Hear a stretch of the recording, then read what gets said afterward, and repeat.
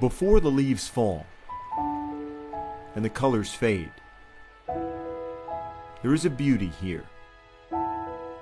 It doesn't last forever. Its days are numbered. All our days are.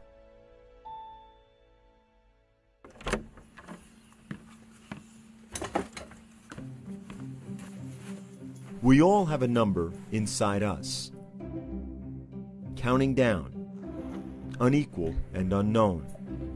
Wide open! Oh, what a catch! It's how we reach our number that matters. He knows he's never going to play football, which he would dearly love to do. So he lives through them.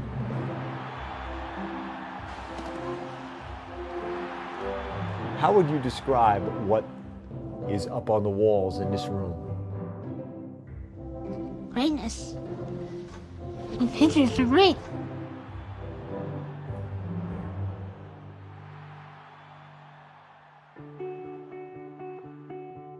On August 25, 2006, in Hartford, Connecticut, Matt and Joe Schoenhart welcomed their second child, Logan.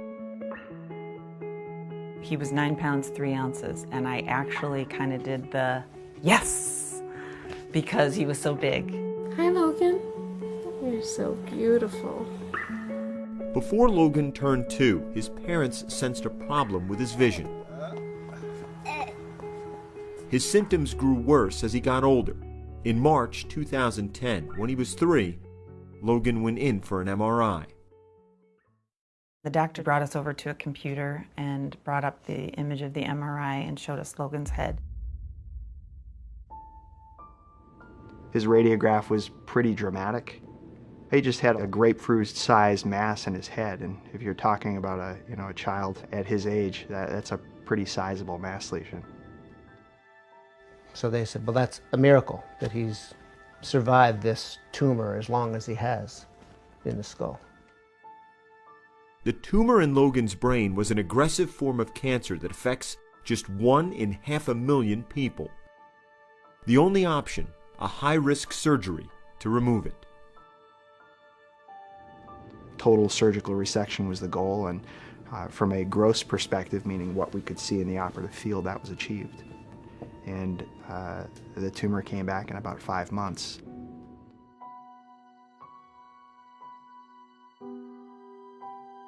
Over the next 6 years, Logan endured multiple surgeries, radiation treatments, countless rounds of chemotherapy, and hundreds of days in the hospital.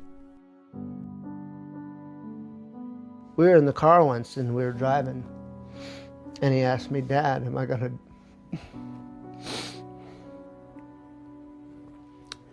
He said, Dad, am I gonna die of this?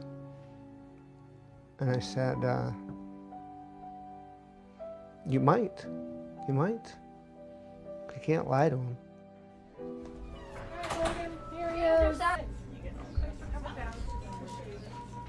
Throughout it all, his doctor's care and his family's love, there was one more constant: Logan and the number. Who's your favorite quarterback in the NFL right now? Tom Brady. I adore him. I'm one of his biggest fans. Brady with a shotgun snap, throws to the near side, Gronk has it, and he has a touchdown! He knows he's never going to play football, which he would dearly love to do. Touchdown! So he lives through them, especially Brady. Tom Brady, in a sense, to Logan, represents everything that Logan wishes he could be.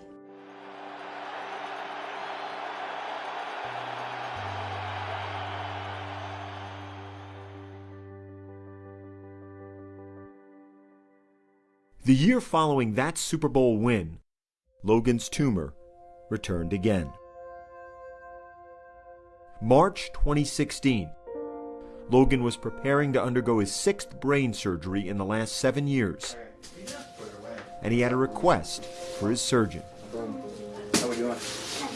It's rare that I get surprised in the preoperative holding area, but I did that day. I walked in and he said, "Would you engrave Tom Brady's jersey number on the side of my skull?" Why did you want the number 12 carved into your skull? Tom Brady's number. I said to Dr. Martin, hey, what the heck? The kid's been through so much, really? Isn't that kind of a small thing? This is a kid's 6th brain surgery. Really wasn't anything that was going to pose any additional risk to him.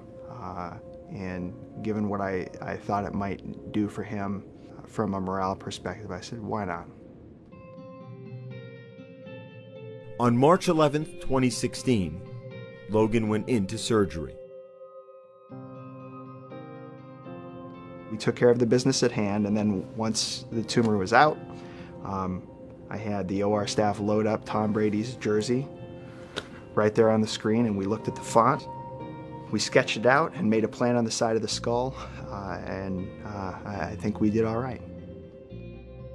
Logan's in recovery, and he comes in, and I don't remember exactly how he put it, but he said, well, the surgery went well, and also he has a 12 on his skull. Tell me about that picture. Well, it's about somewhere around here. Somewhere around there. Somewhere around here. What do you think it might mean to him? That a fan like them so much, he decided to have his number carved into his skull. Within a month, news of Logan's number 12 made it to number 12 himself.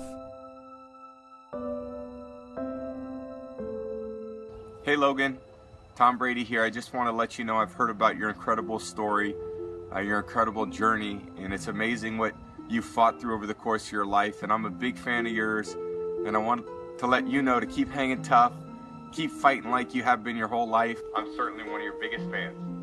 What do you think of that? I was so shocked. Tom Brady sent me a message. Why were you so shocked? Because freaking Tom Brady. That guy. But if you could say something to Tom Brady right now, what would you say? After we just watched that message. Hello. I'm Logan. You're awesome. Oh, come here. I love you.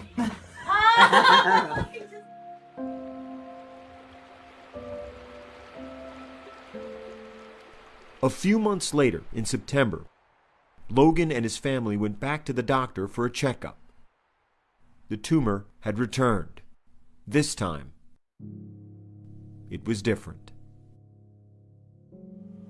They said there's nothing more that they are going to be able to do for us, for Logan. The disease is going to take my son. It's a horrible thing to tell your child. And I said to him, honey, the cancer's not going to stop. It's going to keep coming. And there's really not any way we can make it stop. And I said to him, you're going to die. He said to me, I just don't want to die. I don't want to go. I'm only 10. I don't want to go. It's not long enough. What's your message to your mom? I'm sorry. I'm sorry. I'm sorry that you had to see me. I mean,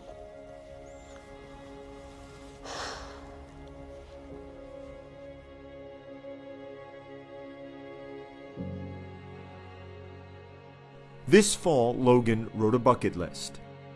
The things he most wants to do. Disney. A motorcycle ride. And this moment with his father.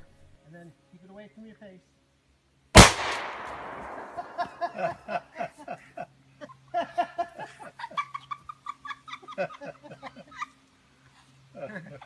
So you got that on video?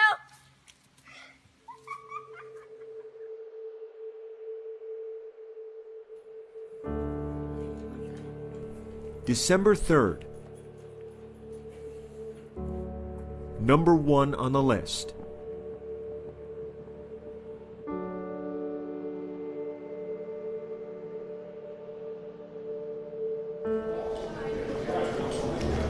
think this might be the part where we go into the locker room.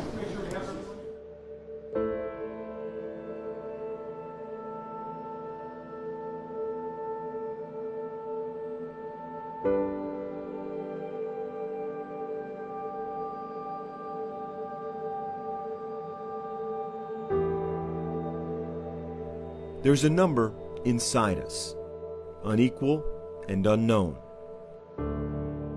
But how we reach ours, that's what matters. His attitude has been stoic and enduring. The disease might take my son, but it never broke him. Never.